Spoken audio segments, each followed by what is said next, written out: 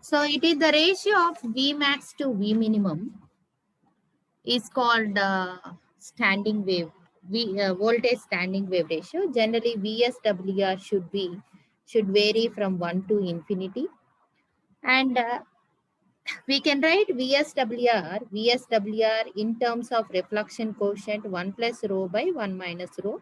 Rho value varies from 0 to 1. So these are the things already you have studied in your EMTL course. But the thing is how to measure this VSWR in microwaves. So as I discussed, there are two types of VSWR, VSWR less than 10, VSWR greater than 10. VSWR less than 10 is measured using one method, and VSWR greater than 10 is using double minimum method. So double minimum method. So in VSWR less than 10, suppose you want to measure VSWR less than 10 means, so we want Vmax and V minimum. So what is the circuit diagram, or what is the block diagram? What is the diagram we have to use means, so we should not forget reflux crystal power supply. So RS I am writing it as reflux crystal power supply, and reflux crystal I am writing it as R. Next, there is an isolator, I am writing it as I. There is a variable attenuator, I am writing it as VA. There is a frequency meter, I am writing it as F. There is a slotted waveguide, I am writing it as SW, slotted waveguide. And this slotted waveguide is terminated with what? Matched load, I am writing it as ML. Matching loads. This slotted waveguide here, we are going to connect the measuring instrument. What are the measuring instrument? Because we can calculate using this formula, or else directly by using, we have VSWR meters are available. Using VSWR meter or using CRO, we can connect the VSWR. So here, what are the measuring devices you can use? Either VSWR meter or CRO, we can use it. So this is the block diagram. Since it is not permitting me to write everything, that's why I'm writing in shortcut forms. But in exam, you have to write everything. Reflux crystal power supply, reflux crystal, isolator, variable attenuator, frequency meter, slotted waveguide, matched load, VSWR, VSWR meter, or CRO. Is it clear? Are you able to see the screen? Yes or no? Yes, ma'am. Okay. So now, how to measure it, we will see first. So always the important thing lies in what? Slotted waveguide. Always this is most important thing. Slotted waveguide is the most important thing. So connect the microwave test bench as shown in the circuit. That is the first step, general step you will write. Adjust the beam voltage and repeller voltage. Generally the beam voltage is adjusted between 230 to 280, or generally the beam voltage is you can vary from 200 to 400 volts. So for this experiment, generally will vary from 230 to 280 volts, and the repeller voltage between around 280 volts repeller voltage will apply. So, and we'll see the output in the CRO. And at the same time, what we'll do is we have a probe, slotted waveguide. We can see this is the slotted waveguide structure. Box-like structure is available. There is a scale available. There is a probe available. So we have to move this plunger or this probe. Okay. So you have to move this probe. Generally, at the maximum position, you are going to get a maximum output. Okay. So move the probe in the slotted section and note down the Vmax value. So since you are connecting the CRO, initially you please connect the CRO, move this one, move this slotted waveguide section, move this one where you are getting the maximum. Again, move in the reverse direction. So move with the reverse direction where you are getting the minimum, note down that reading. So what is the Vmax value? What is the V minimum value? Voltages you are going to measure in the CRO. So what is the Vmax value? What is the V minimum value? From that you can calculate. That is one procedure. Generally, this procedure we never use. What is the procedure we'll use is, we'll use VSWR meter. In the VSWR meter, we have two readings. Like VSWR reading will be there, voltage reading will be there. So we have two readings. We have VSWR reading will be available, and we have voltage readings. One is voltage reading, another one is VSWR reading. So what we have to do is, initially we'll set repeller voltage, beam voltage, so that we'll observe output in the CRO first. Okay, that's after doing it. What we will do is, we'll connect the VSWR meter. We will adjust this probe. We'll adjust this probe where we are getting maximum deflection in this voltage, in the voltage scale, where we are getting the maximum deflection. By adjusting the slotted probe, we will see where we are getting the maximum deflection.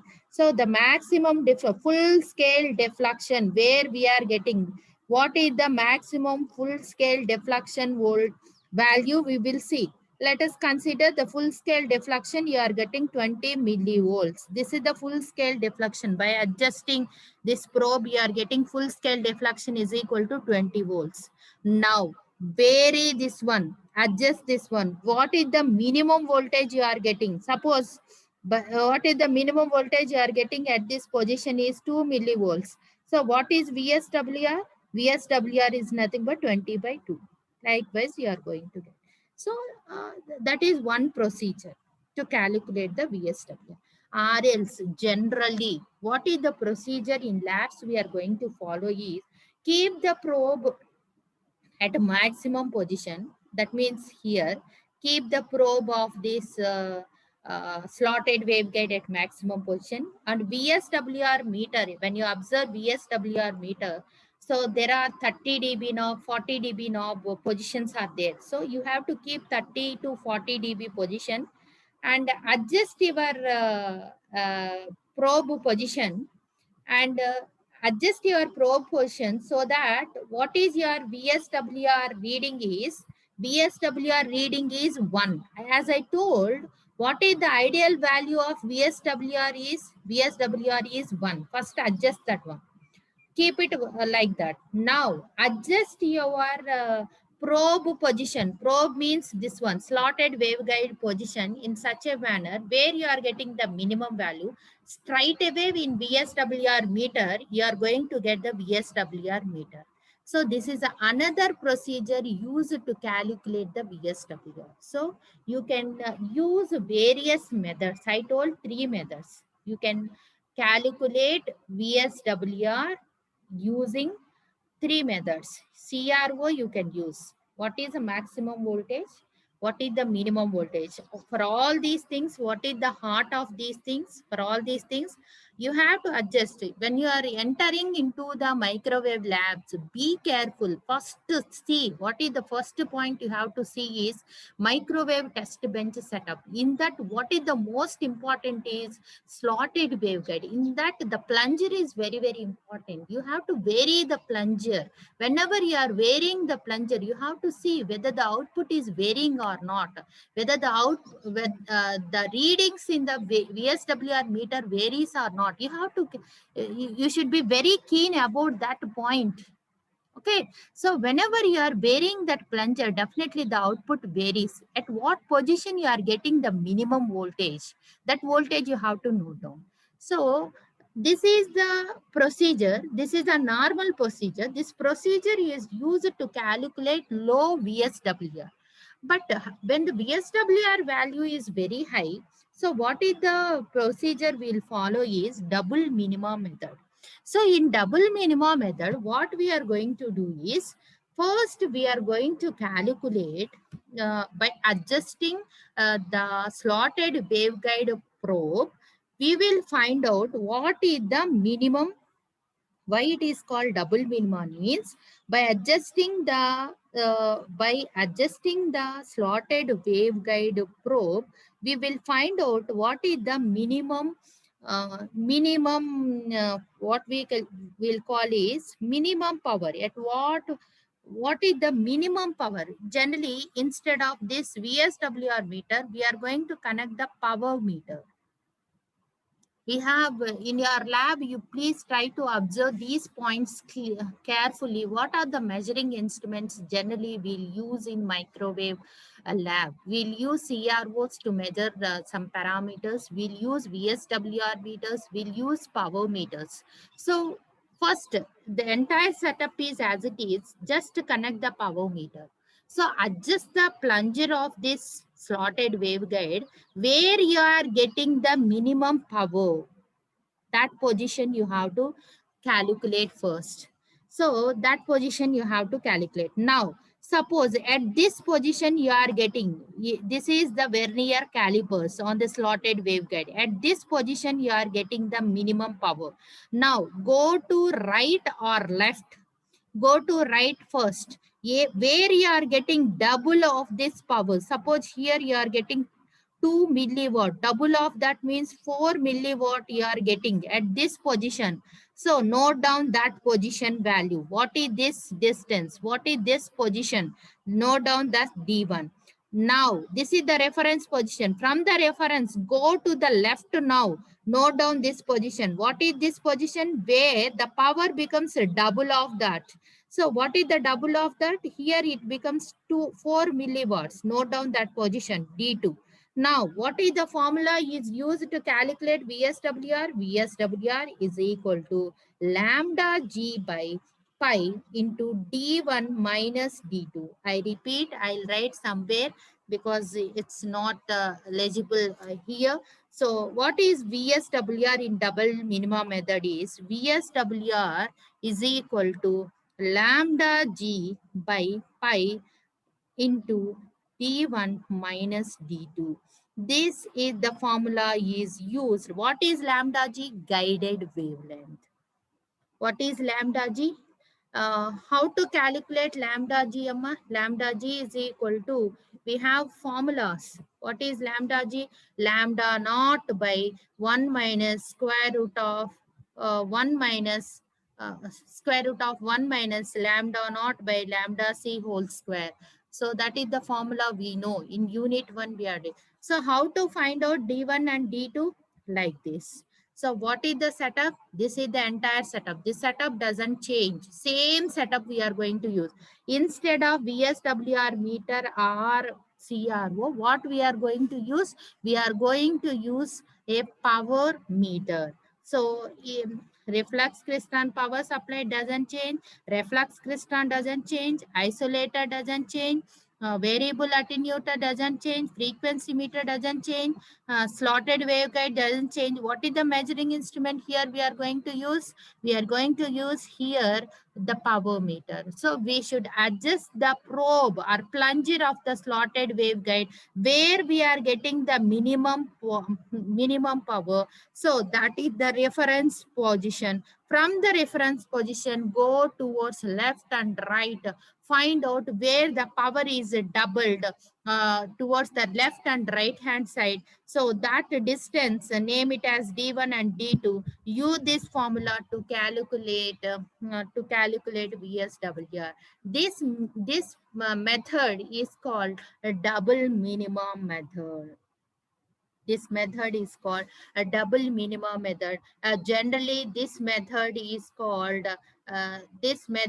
used whenever generally this method is used whenever VSWR is greater than 10 is a, using this method we are going to calculate. So first of all, you must have the idea. So what is VSWR? VSWR is nothing but a voltage standing wave ratio. Why we are getting VSWR? Due to mismatches between the source and the load, there is a standing wave is formed. So VSWR is important. In case of impedance matching between the source and the load, the incident wave and reflected wave forms a standing wave. The ratio of the maximum voltage to the minimum voltage is called VSWR. It is known as voltage standing wave ratio. It indicates the quality of transmission line. So It's a very, very important parameter. So when VSWR is unity, it indicates there is no reflection. That means there is no reflection means there is a perfect matching between the source and the load.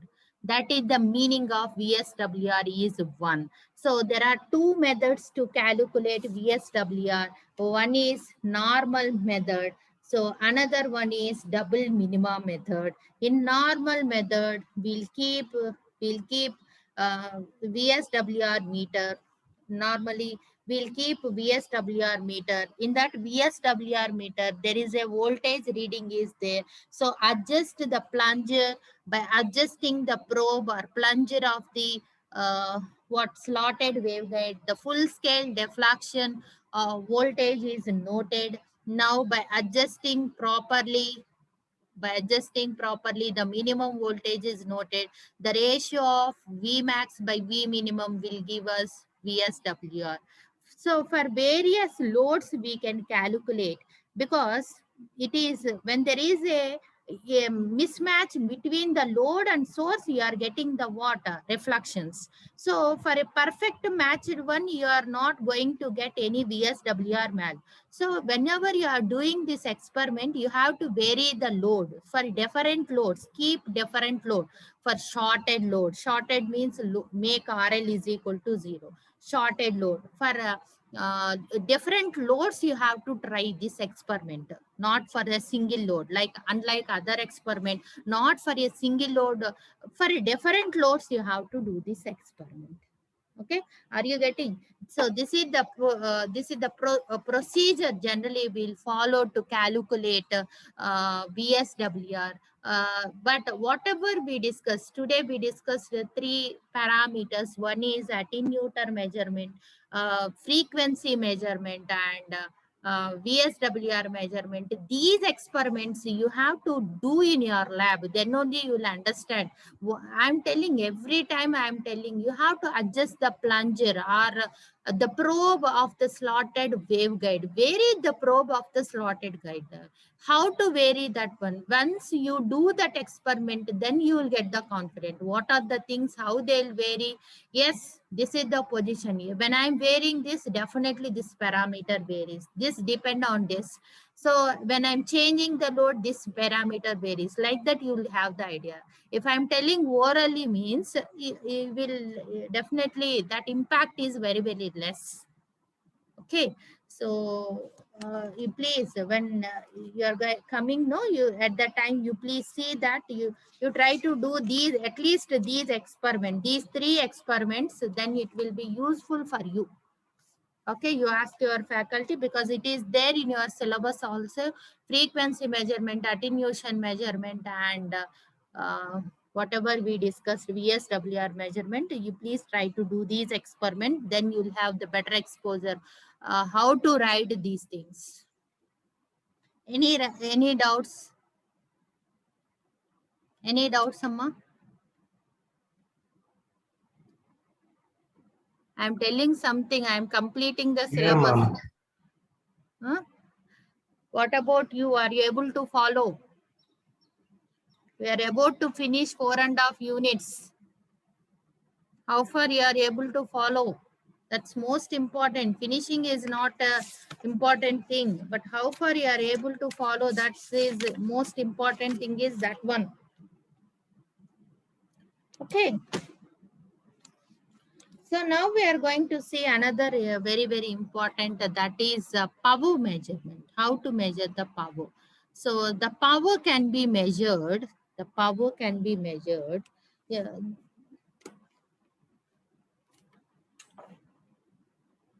1 minute. The power is defined as the quantity of energy dissipated or stored per unit time. So the power can be uh, defined as the quantity. The power can be defined as the quantity dissipated or stored per unit time. Dissipated or stored per unit time. Microwave powers are divided into three categories. So what are the microwave powers means? There are microwave powers are divided into three categories: low power, So what is low power means less than 10 milliwatt. Next, medium power. What is medium power is 10 milliwatt to 10 watt. High power. What is high power means greater than 10 watts. So these are the powers. We are discussing about power measurement.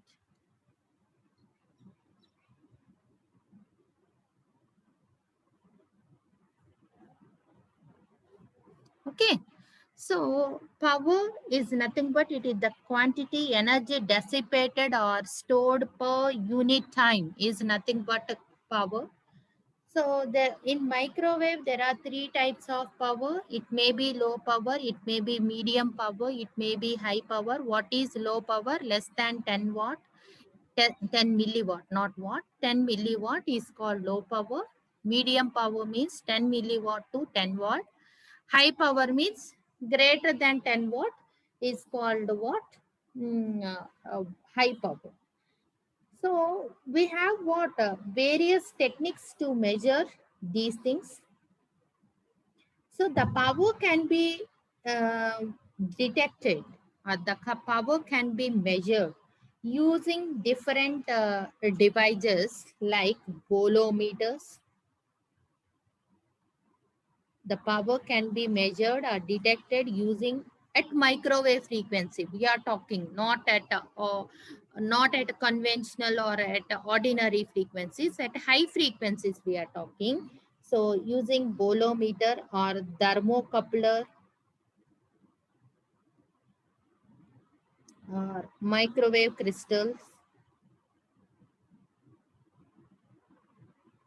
So there are these are the sensors.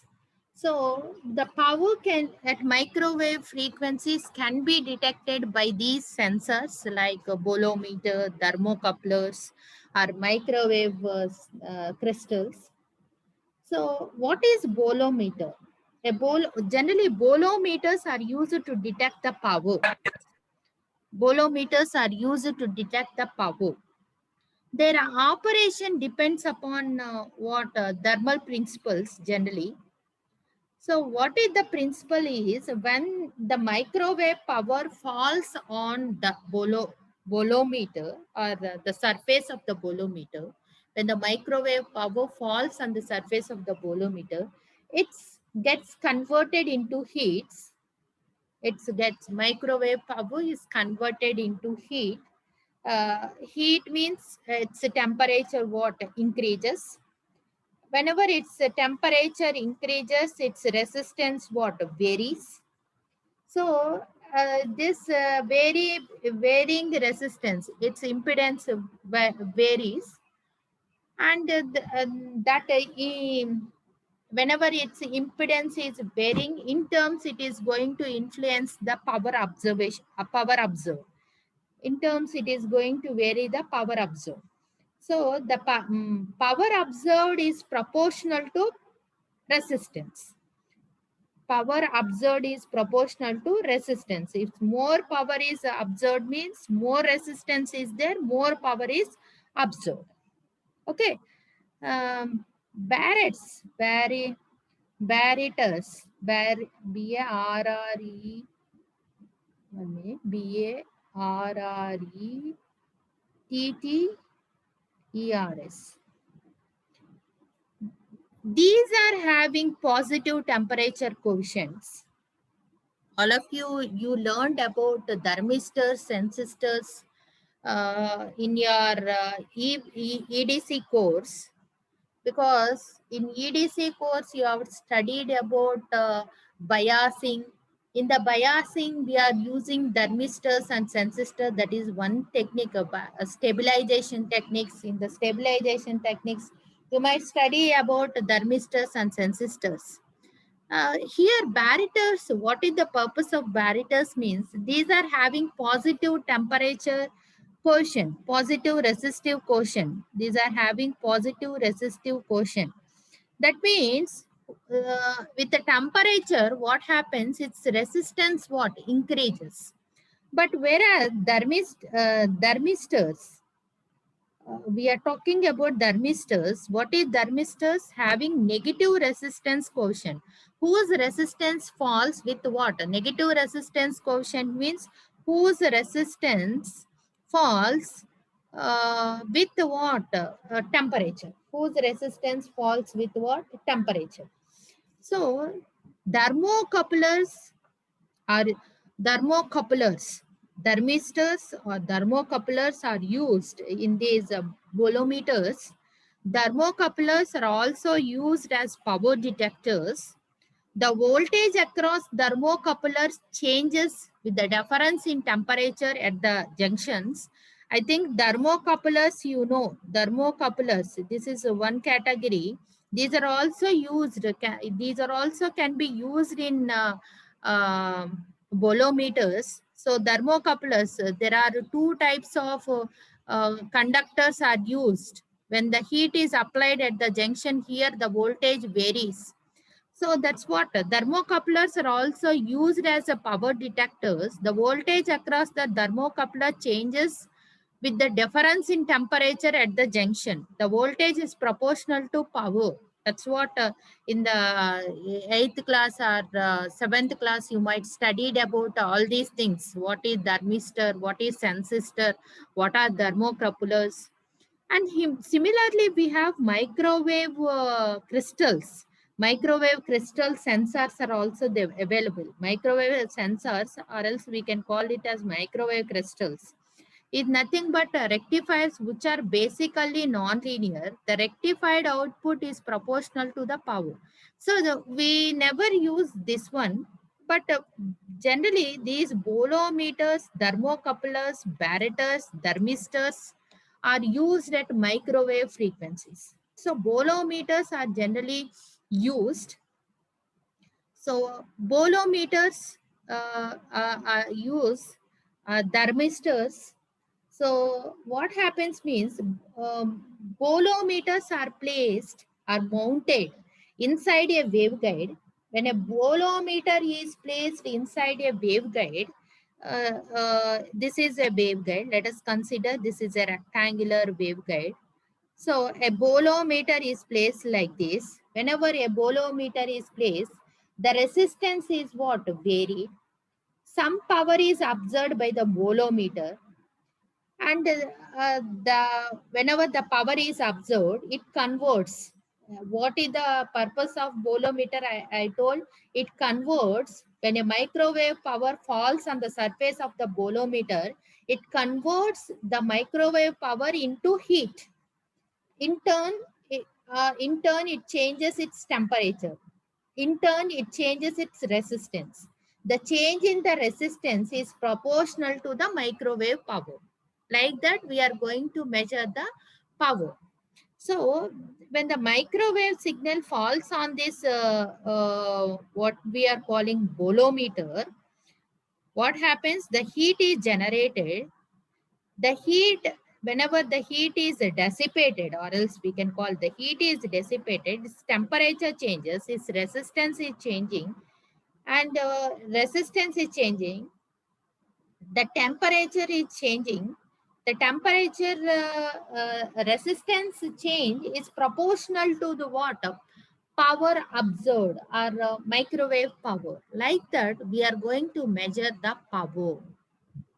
So bolometer, when the power is less than 10 milliwatts, bolometers are used to measure the microwave powers. Bolometers are used to measure the microwave powers. Low powers are measured using a bolometers. You have to remember. So these things we can use either bolometers, thermocouplers, microwave crystal sensors, barometers, thermistors, anything we can use. But generally, to measure low powers, bolometers are used. Bolometers, what is the principle of operation of bolometer? When the microwave power falls on the surface of the bolometer, its heat, it is the microwave power is converted into heat and its temperature changes. In turn, its resistance changes, and the resistance is proportional to the microwave power. Okay, so generally this is used to measure. Uh, this is used to measure low powers. This is used to measure the low powers in microwaves.